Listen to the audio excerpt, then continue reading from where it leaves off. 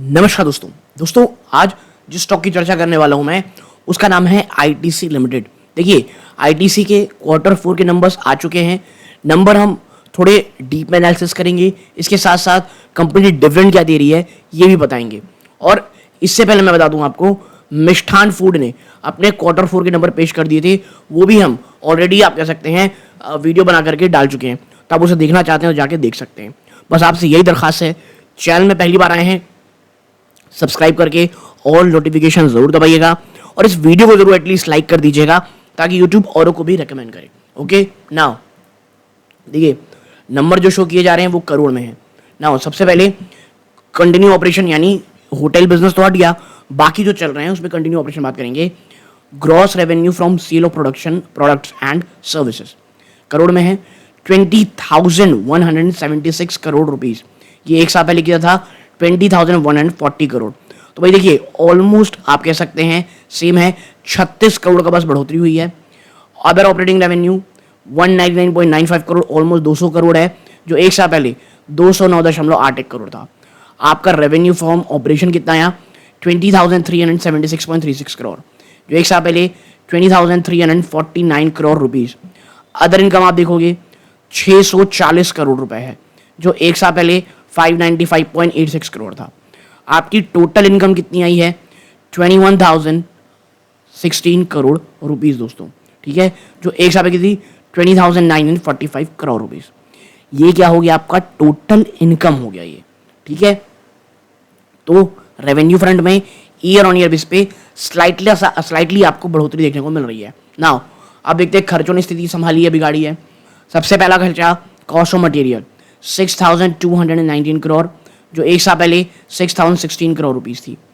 Purchase और stock in trade आपका कितना रहा है, वो आपका रहा है 1,884 करोड़, जो एक साल पहले 2,369 करोड़ था। इन्वेंट्रीज आप देखोगे 367 करोड़ रुपीस की प्लस की इन्वेंट्री है, जो एक साल पहले 421.91 करोड़ की थी। आप एक्साइज ड्यूटी कितना पे किए हो, भैया क्या है टोबैको बिजनेस है आपका बहुत बड़ा, तो उसमें एक्साइज ड्यूटी बहुत ज़्यादा होती है 1,611.36 करोड़, जो एक साल पहले 1,559.79 करोड़ था। Employee benefit expense 1,596 crore rupees है, जो एक साल पहले 1,590 करोड़ थी। Now depreciation amortisation expense 411.03 crore है, जो एक साल पहले 415.98 करोड़ थी। नाउ अदर एक्सपेंसेस आप देखोगे 2,911.31 करोड़ है, जो एक साल पहले 2,874.24 करोड़ है। नाउ टोटल एक्सपेंस टोटल खर्चा कितना आया 14,278.91 करोड़, जो एक साल पहले 14,413 करोड़ रुपीस था। ये है आपका टोटल खर्चा, टोटल एक्सपेंस है।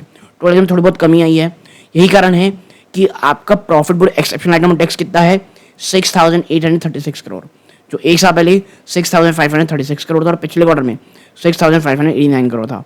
अब टैक्स के बाद जो भी आपने टैक्स पे किया उसके बाद अब profit for the period from continuing operation देखते हो 5,155 करोड़ है, जो एक साल पहले 4,809 करोड़ थी, ठीक है।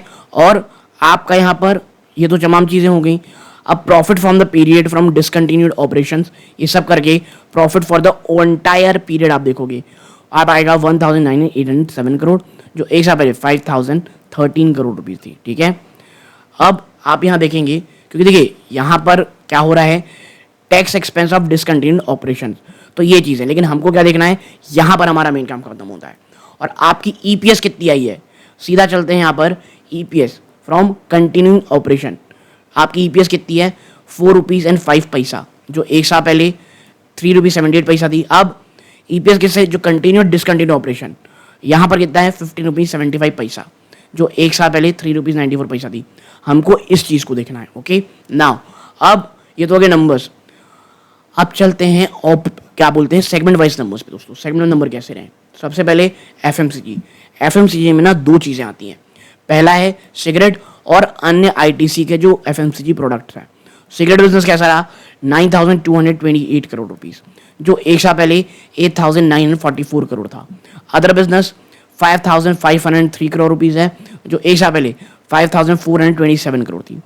आपकी टोटल एफएमसीजी कितनी हुई 14,731 crore.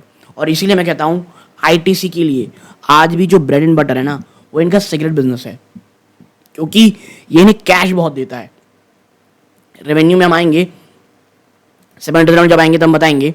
Now agri business 3694 crore rupees, जो एक साल पहले 3626 करोड़ थी।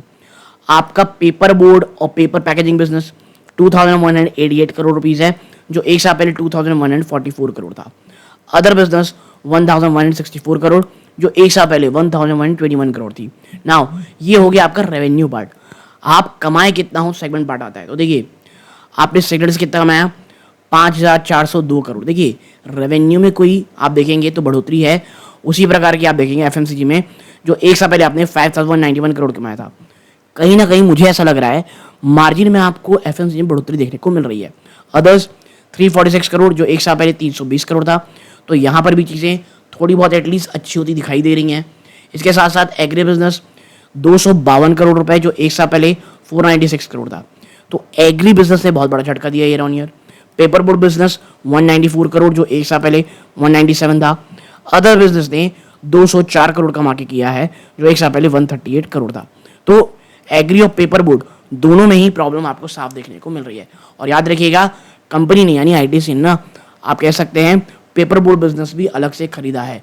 किससे, हम सबको पता है, मेरे ख्याल से बिरला लोन से खरीदा था क्या, नहीं हाँ बिरला लोन से खरीदा था, जी हाँ।